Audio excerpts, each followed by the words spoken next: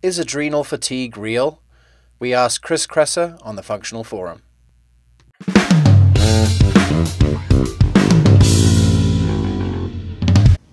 Now, so far in functional and integrative medicine, the model for approaching stress-related pathology has been based on the adrenal fatigue concept. And this, in turn, is somewhat loosely based on Hans Selye's general adaptation syndrome.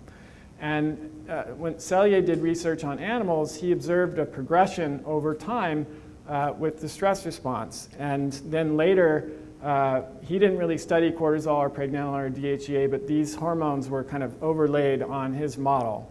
And it predicts levels of cortisol, as you see in the figure on this slide. In stage 1, cortisol goes up, pregnenolone and DHEA go down. Stage 2, cortisol begins to fall and can actually be in the normal range. But what differentiates stage 2 from a normal presentation would be the low levels of DHEA and pregnenolone.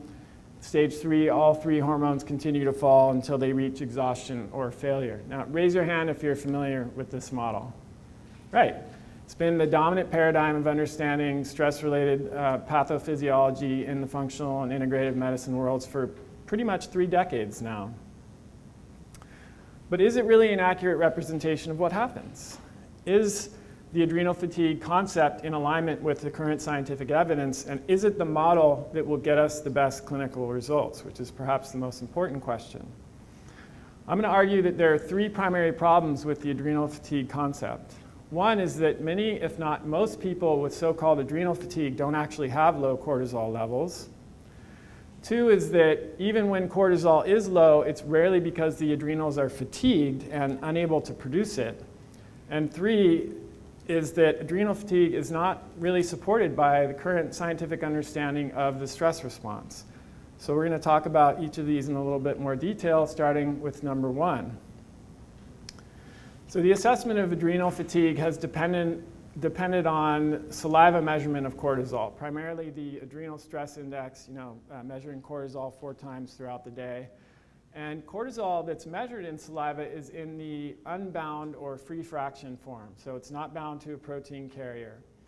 Now, this form of cortisol is the only form that has cell signaling effects, but it only represents about 3 to 5% of the cortisol in the body at any given time. The rest of the cortisol is cleared by several different metabolic pathways before it's conjugated and excreted in the urine. So while free cortisol certainly is the most potent form of cortisol, it's not the best marker for total cortisol production. Since the majority of cortisol is excreted in the urine as metabolites, measuring these metabolites is the best representation of cortisol secretion, as this study concluded. The sum of total cortisol metabolites provides a reflection of cortisol secretion rate.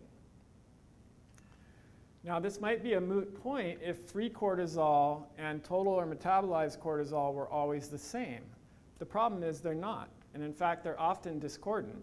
It's possible, for example, to have low free cortisol and have normal or even high total cortisol. And in fact, this happens in several different conditions, like obesity and insulin resistance. So now 38% of the US population is obese, 2/3 are overweight, so these are obviously very common conditions. Active stress response, also quite common in the industrialized world, hyperthyroidism, glucocorticoid use, and chronic fatigue syndrome.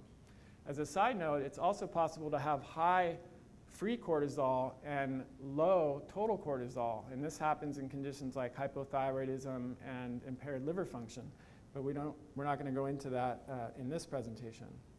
Thanks so much for watching, and for more great clips like this, please subscribe to our YouTube channel. I've created a special free video just for you. It's called the 5 Steps to Becoming a Leader in Your Wellness Community, and it'll give you some of the starting points on how to position yourself as the leader in your zip code of your health community.